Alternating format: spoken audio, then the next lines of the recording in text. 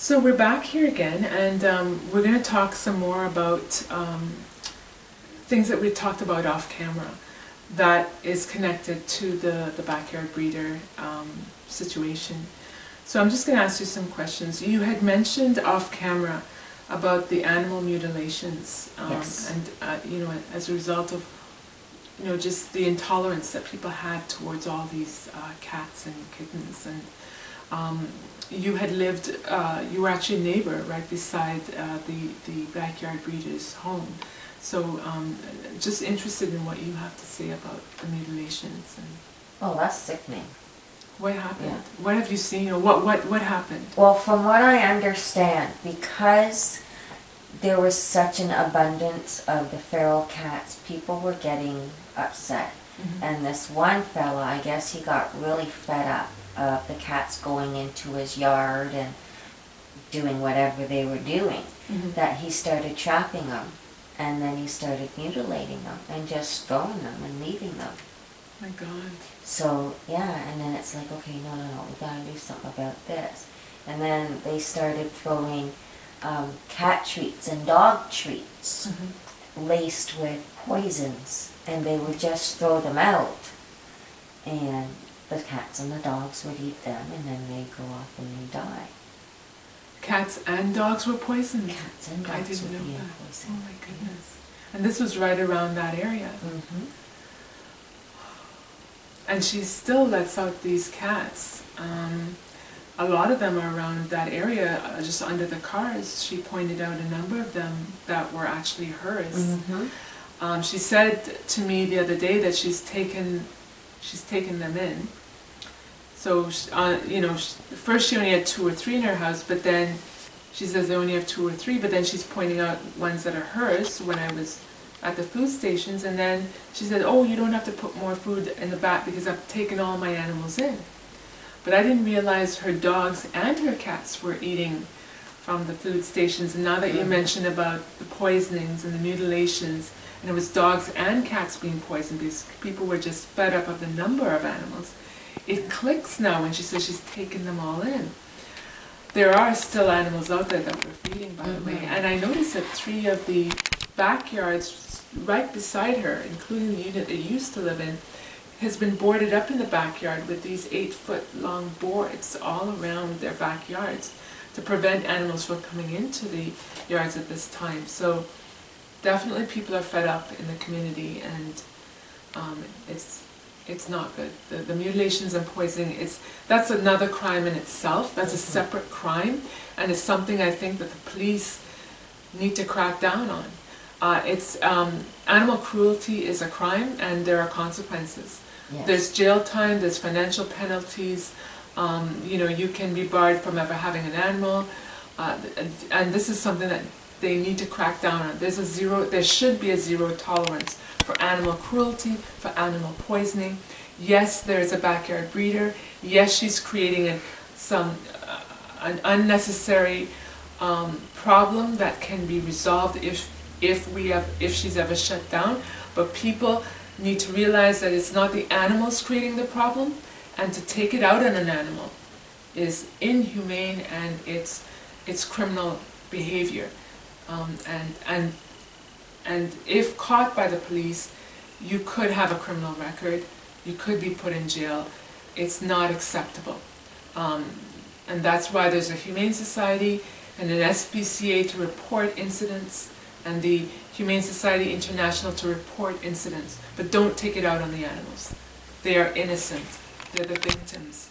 The other thing we wanted to talk about, we talked about the unhealthy environment inside the house, and I wanted to talk to you more about that in terms of the animals and kids, and what there were in terms of the roaches or bugs or whatever you were talking to me about.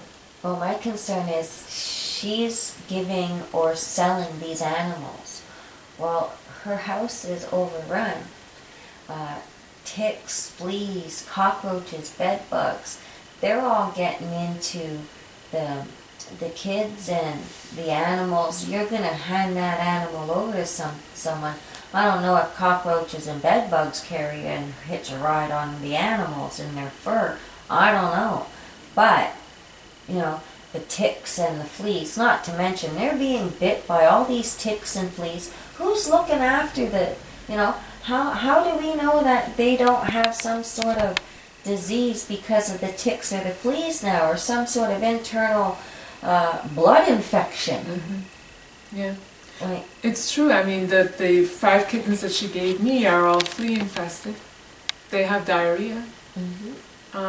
I'm not surprised, you know, and the mother, the adult cat has mites, you know, and very soft stool, you know, so I don't know what's going on. And she has fleas as well, so I'm not surprised when you say ticks, mites, bed bugs. You mentioned cockroaches.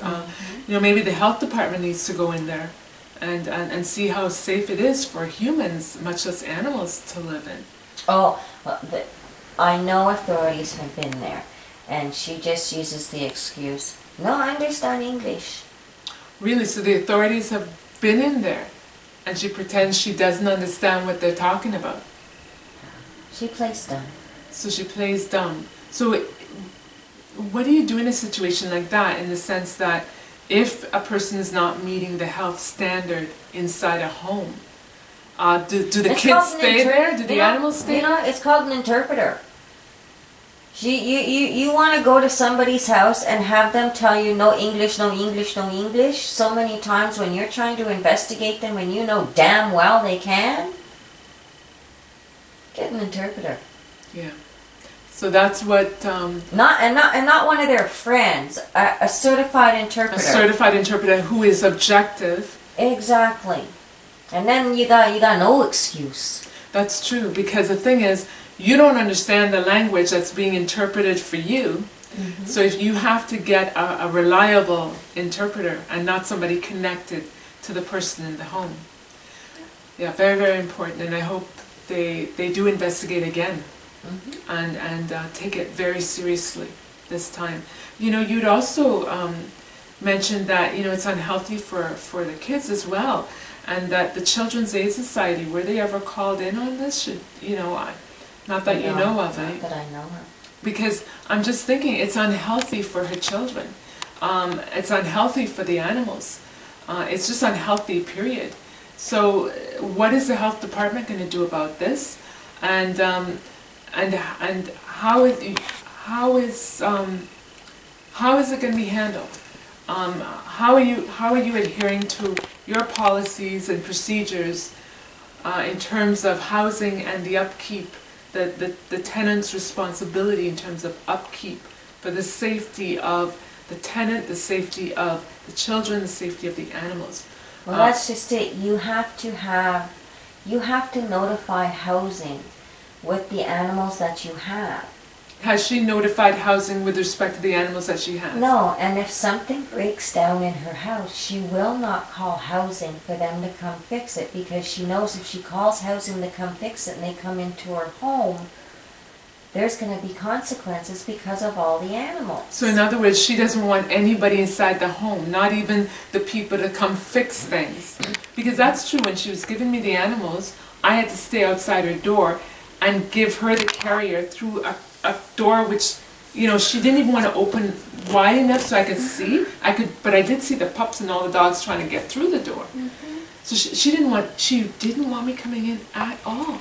So she's afraid of that she's going to be reported. Mm-hmm. And she continues to live in that environment. It even states in your lease with housing.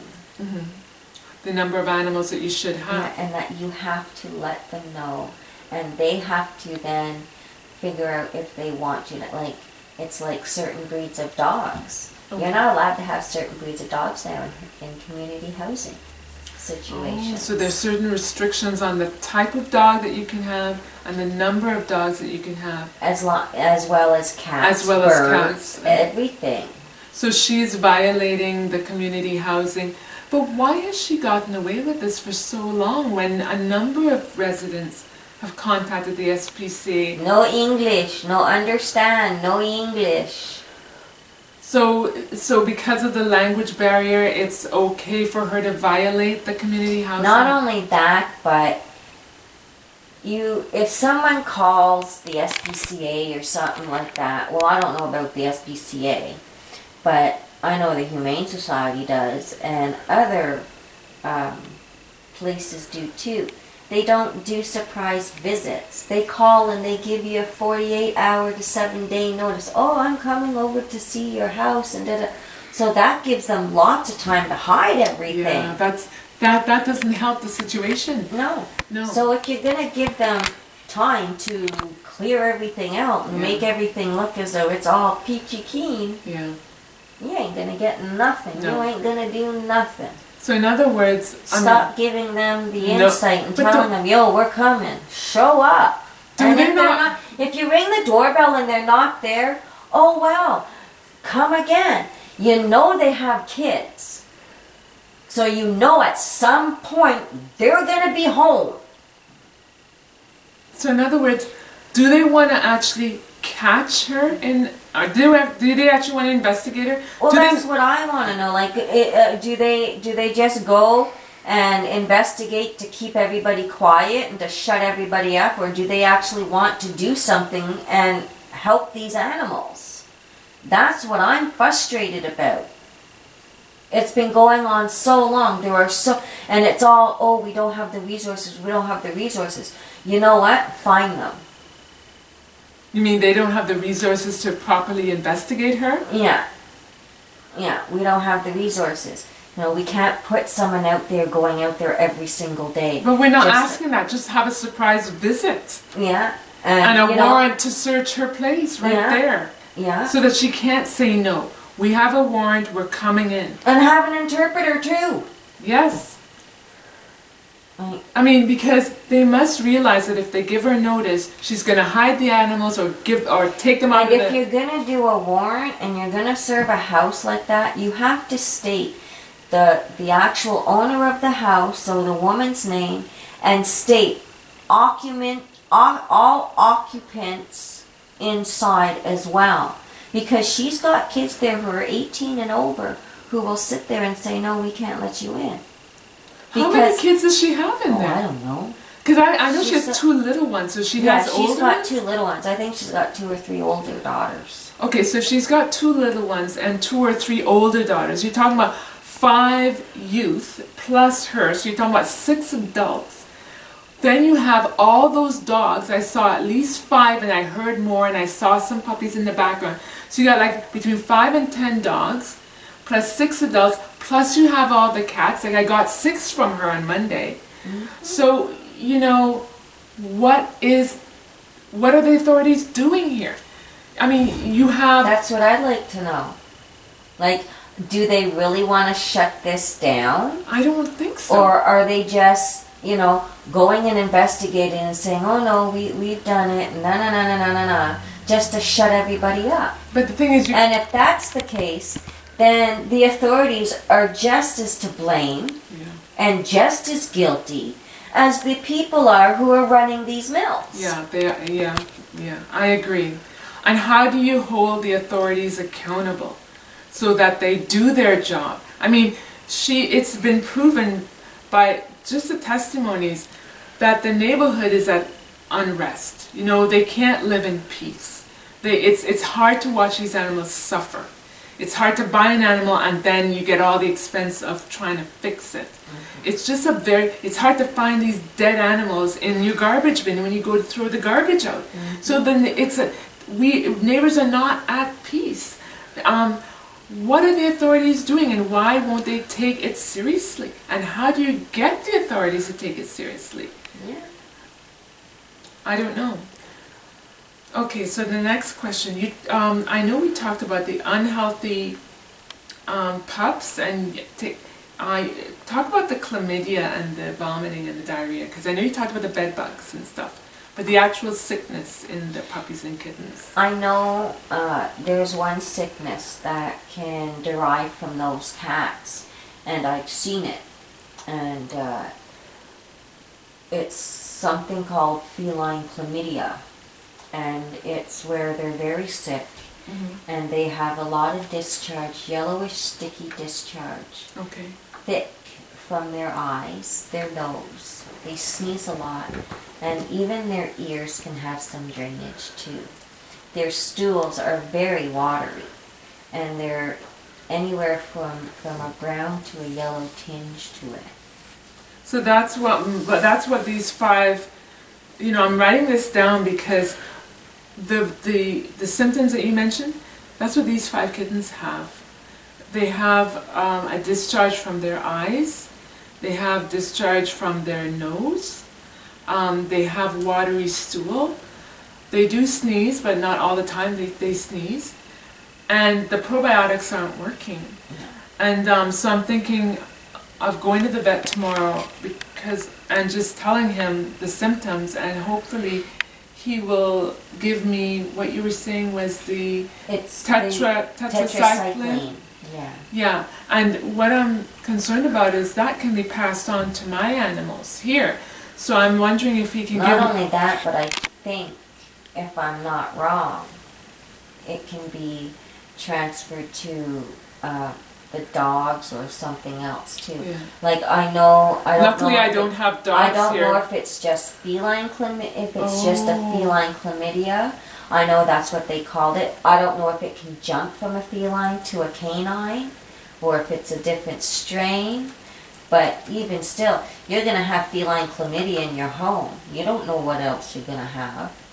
You don't know what that's going to do to a human. So in other words, we know it's feline chlamydia, that it's still a problem based on these 5 kittens that I just got on Monday, which was 4 days ago. And nothing is actually helping in terms of what we've done so far. The revolution, the deworming, the probiotics is not helping. No, it needs an antibiotic. Yeah, so tetracycline. And what I'm going to do is I'm going to ask him for that for those animals as well as for my animals as well, because my animals are rescued animals as well, that we're eating out of garbage, that I find have soft stools, and the probiotics is not treating. It's not curing the problem. So I'm thinking maybe they all should be treated. Yeah. They all should be treated. And that's the difficulty with people leaving their animals outside, especially cats, and thinking they're going to be okay, because they can pick up all kinds of things when they eat from garbage. And I'm glad that we're talking, because I'm learning a lot in terms of how to help the animals in this house that have been rescued. And we're talking about from this area, Brittania Woods, and from the other area in Bayshore. So this has really been helpful. And in fact, I have a vet appointment tomorrow, and I'm going to go and talk to him and just get the antibiotics that I need to treat the animals from Olga's house as well as the animals here. Just treat everybody. I was concerned last time, not just for the health and safety of the cats, but the health and safety of the people in the community, the pregnant women, people who are at home who have compromised immune systems. Now, her backyard Tell me about her backyard. Her backyard is right on, faces the schoolyard and the preschool yard, and it's on a hill. So when we have runoff, or it rains, or when that snow melts, all of that crap is going to filter all down into the preschool yard. Well, the preschoolers are going to be playing in that and on the grass. They're going to go home. Gosh knows what they're carrying on them, because we don't know what diseases are in these, or microbes are in these feces and that. They're going to take it home. We don't know if mom's at home and she's pregnant, or if there's someone at home who's got a compromised immune system. They're going to bring this disease home and they're going to get it. It's not just the animals people need to think about. It's the human health aspect as well. It's, Yeah, I agree. it's awful. In terms of the whole process, what if they do investigate? They do go inside and they find a very unhealthy environment, as we suspect, as many people suspect. What do you want them to do with those animals?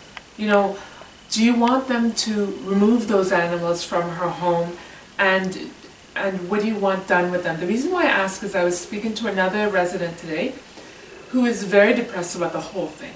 You know, she's very concerned about the dogs, the puppies, the number of dogs and puppies there, and that they're unhealthy and they're getting worse. And she's just very negative, saying, well, even if they go in there, they're just going to take all those animals and euthanize them. What do you think they should do? I think that they should go in and get those animals, the ones that are very far gone, put them out of their misery, and euthanize them. If they have the healthy ones, or there's ones that they can fix and get healthy, then adopt them out. Yeah. Give them to families. Yeah. When it comes to the inbred animals, give them the testing for, are they gone psycho because they're inbred? Is there going to be other difficulties? If so, then please euthanize those ones, because that's not right. But you were saying that's how she started the mill. Can you go over that? I don't think we got on camera. She started with I believe she started with siblings. like a brother and a sister doggy, and inbred, and kept inbreeding. Yeah, and they're just inbreeding. And when you do that, you produce unhealthy pups. Well, yeah, it's just like human inbreeding. Once you start inbreeding on humans, marrying your sister and your brother, and you start having babies, that's when you start having babies with lots of problems. And because she's not neutering any of the pups or the adult dogs, they're just breeding with they're one just another. breeding with one another. Now it's brothers and sisters breeding. The son breeding with the mother, the father breeding with the daughter, and the brother breeding with the sister. And she doesn't care, because all she wants are the pups to sell for $450 to $600. So she doesn't care what she gets as long as she can sell it.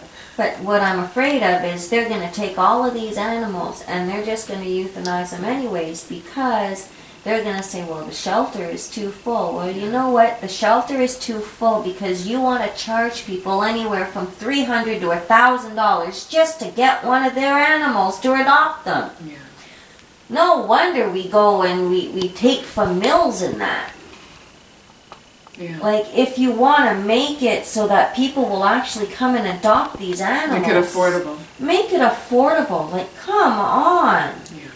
Yeah. I understand that you have to vet them and feed them and everything else, but at the same time,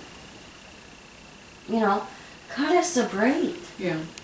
Make it so we can come in and afford an animal. Because you have to maintain and feed and vet after you get that animal. And not to be rude, I went for 2 years in a row every weekend to the Humane Society to try and get a dog. And it was always $450 or this or that. That's and expensive. It is. And I literally almost went to that puppy mill in the neighborhood. And once I found out, okay, well, no, it's all inbred dogs, then I'm like, no, I can't take that chance. You can't take that risk, no. So now I'm stuck, Yeah, without a dog and without a dog, because it's too expensive from the Humane Society, and she's inbreeding. Yeah. And the thing is, she's doing the same thing with her cats and kittens, because I was surprised that I have 5 kittens, and male and female playing together, none of them neutered, none of them spayed. She didn't really care. Moms and dads and cousins and brothers and sisters, all having a joyous time with one another. Not to mention they get outside and they have a little nookie with other cats, and And what about the other cats from other homes? They are going to spread diseases between? Yeah, because chlamydia can be transferred through sexual contact. And then it's transferred through the pregnant mother. It can also be transferred through breast milk. So, you don't know what's out there now.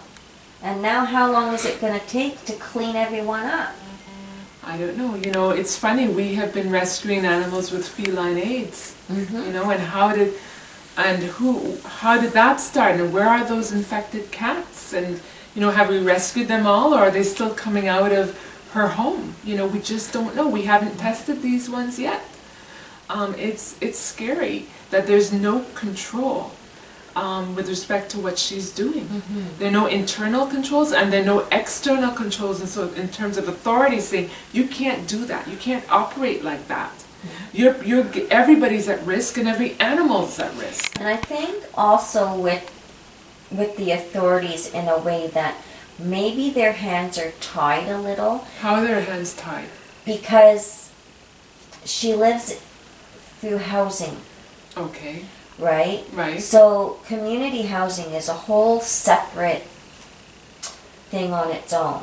Okay. So it's like, you know, they own the house. You may rent it, Yes. but they own it. Okay. So you still have to have, I think, some sort of permission or okay from housing Mm-hmm. to be able, or you have to give them some insight as to what you're going to be doing. If you're planning an investigation, at least I would think. Oh, you mean the So- authorities have to prove... To housing that this is what's going on and this is why they have to do what they have to do. So then there could be a conflict going on that we know Yeah. nothing about, Yeah. and red tape, Mm-hmm. you know, preventing the authorities from doing what they know they need to do. Yeah. And what they need to do is they need to get the city councilors and the, community housing and the authorities to all sit down and come to some agreement on what you're going to do with this, because it can't go on. So in other words, this is a perfect time to change the way things are to change the way they operate. Mm-hmm. They got to start working together. Yeah. The city councilors and community housing and probably the police, probably Yeah. the SPCA, The city, the health the department. health and city. You know, I was also thinking immigration as well. I mean, she is an immigrant, Mhm. okay? And, but she's causing a lot of problems in the community. And, she's not being held accountable. And she told me herself 2 days ago that in her country, it's okay to not vet animals. They don't vet them, they don't vaccinate them, they don't spay them, and they don't neuter them. Yep. And they said, her defense to me, when I said, it's unhealthy environment, it's unhealthy for the animals, it's unhealthy. It's against the law here. I This is said Canada. that, I said all this. She says, well, we don't do that in my country. I said, well, Yeah. you're not in your country, you're in Canada, and there are laws. But she doesn't really care about the laws. And, a person like that, what does immigration say to that? When they're causing more trouble than you could possibly imagine in terms of a community, in terms of other crimes being committed. They can't kick her out because we know at least one of her children were born here, so they can't kick her out.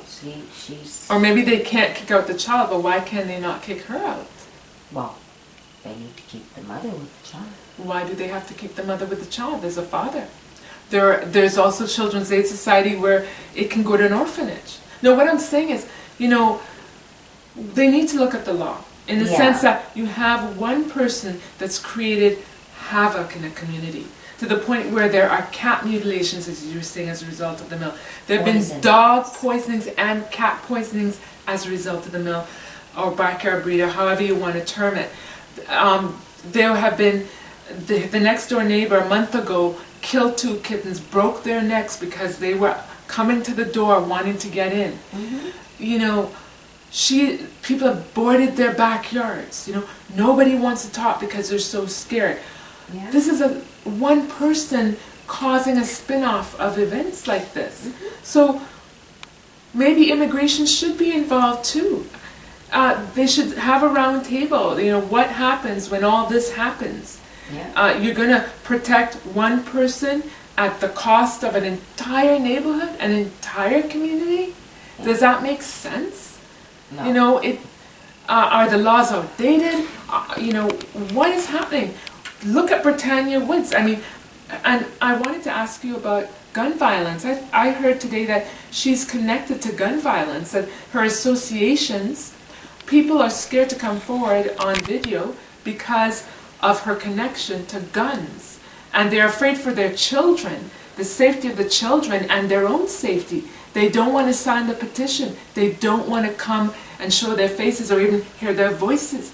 And the night that we reported her to the SPCA, the food stations were vandalized. The night that I rescued Ismael, the cat she breeds, there was vandalism again at the site. They lifted the concrete and it was completely destroyed. So if she is connected to guns and violence, as I was told today, what are the police going to do about that? There's a thread here. And if the city councillors and the police and the health department and the SPCA and the immigration can't come together and resolve this, what is it going to take? How much more has to happen in Brittania Woods for you to shut one person down, or to remove one person from that neighborhood or from a country? You know, it's a matter of where do you draw the line? You know, there are too many people that are upset by this lady, and nobody is dealing with this or confronting her directly and making change happen.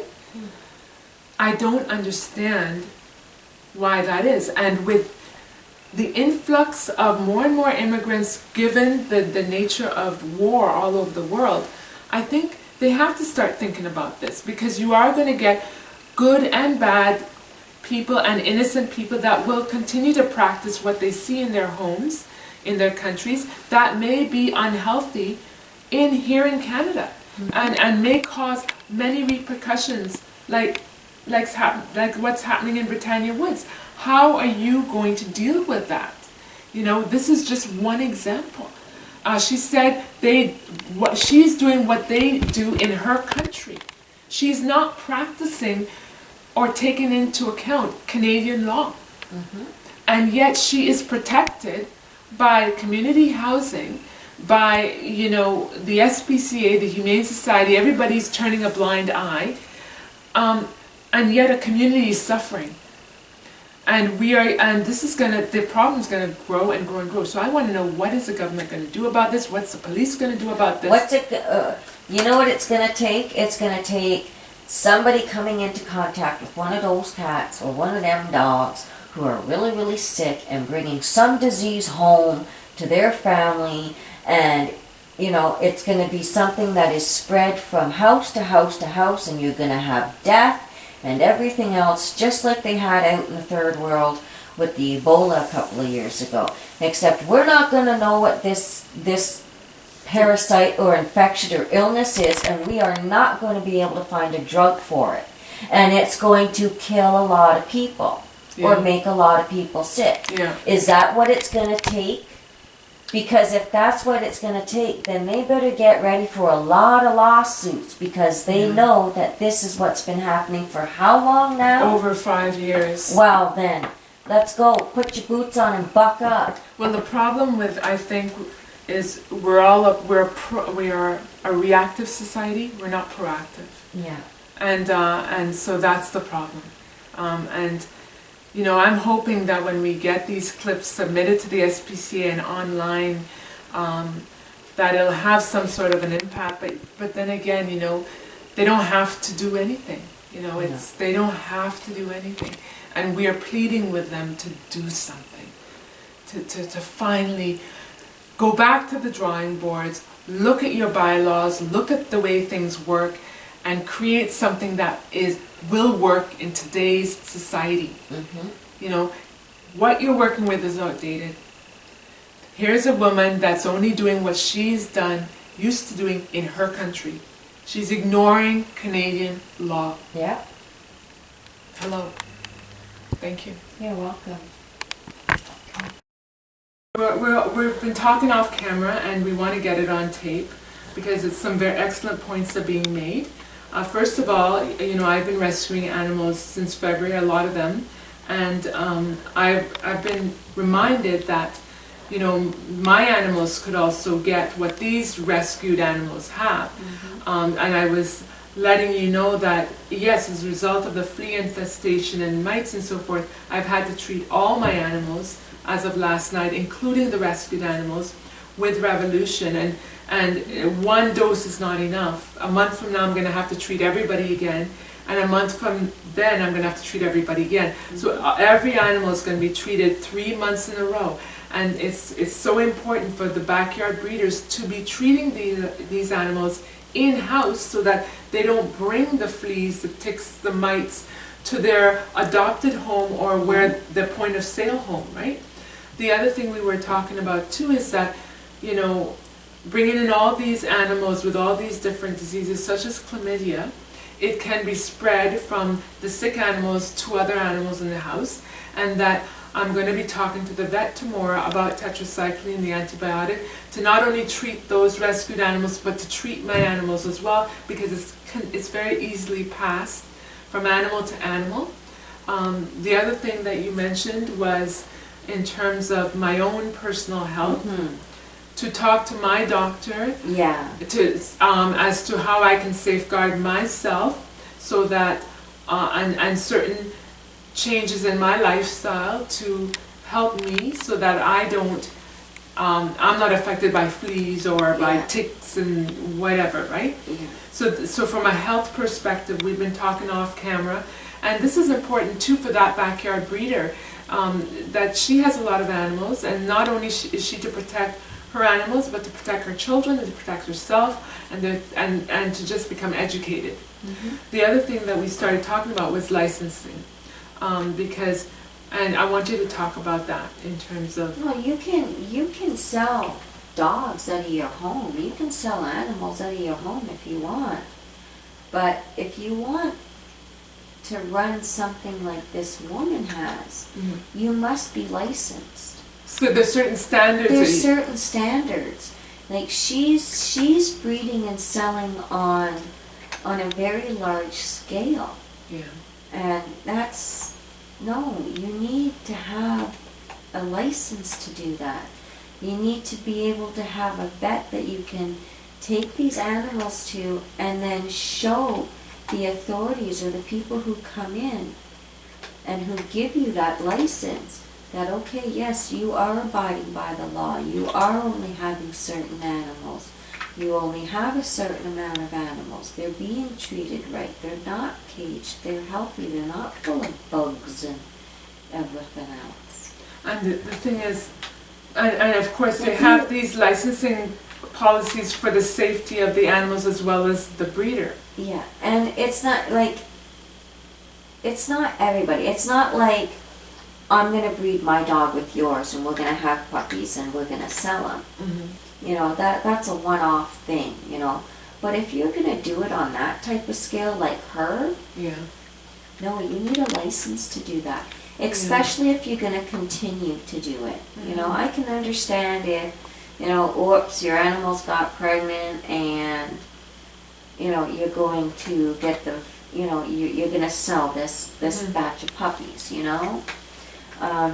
But she's doing it over and over and over again. She's doing it over and over again because now she knows what she can get for these puppies. Yeah, she told me about the mother cat, that the mother cat keeps having babies and more babies and more babies and more babies. And I said, then why don't you spay the mother cat? She doesn't want to do that. No, because she can't afford it. So then if you can't afford it, why have the operation going? Because the animals are suffering. You can't afford to feed them. What's the point having it? Why does she want these animals back? You know, she should be wanting to have them adopted out and taken care of and vetted. Oh yeah, go ahead and adopt them out, but she's going to want half the proceeds. You see, that's the thing. I'm not doing this for money. No. I'm losing money vetting. I spent $200 2 days ago, yesterday, just to find out we have to spend thousands more on, you know, on surgery. So I'm not making a profit off this. In fact, I will be very happy when she stops her operation so I don't have to go out there and keep feeding and finding these poor animals that are half dead.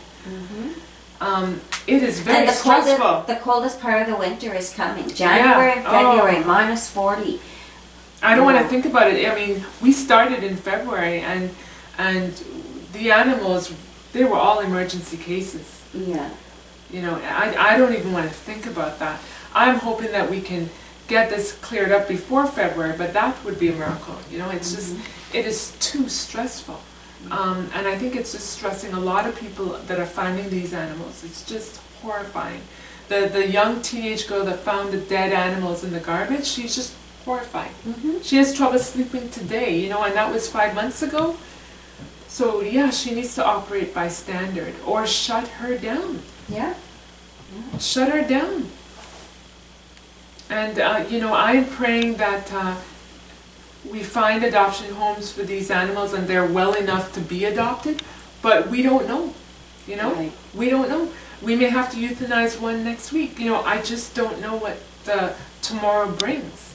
And the shelters themselves are full, but I'm trying to get these animals in shelters that can afford vetting if they will allow them in, or to homes that can afford to maintain vetting, you know, but it's difficult. And if she's continuing to reproduce these animals, when does it stop? You know, when does Well, it she's end? got puppies and cats. What she's gonna move to next? Birds and hamsters? I don't know. And the thing is, what if they shut her down here? Is she going to move somewhere else and start it all over again? How do you prevent a person like that from never owning another animal? Mm-hmm. You know, it's in them to breed. It's what she's used to from where she comes. Oh yeah, once you get a taste of the money, you just want to continue going. Yeah. And she's obviously not spending any of the money toward the health of the animals. Maybe, you know, it's terrible. But thank you very much in terms of licensing and, you know, operating up to standard. I don't know why aren't breeders evaluated regularly? Even if you are licensed, do they ever come and investigate your operation? Oh yeah, they do surprise visits. They do surprise. Then, if they do surprise visits, then when something like this is reported, why can't they do a surprise visit to an unlicensed breeder? I don't know. Because That's that's what I what's don't needed. understand. That's what's needed. Yeah.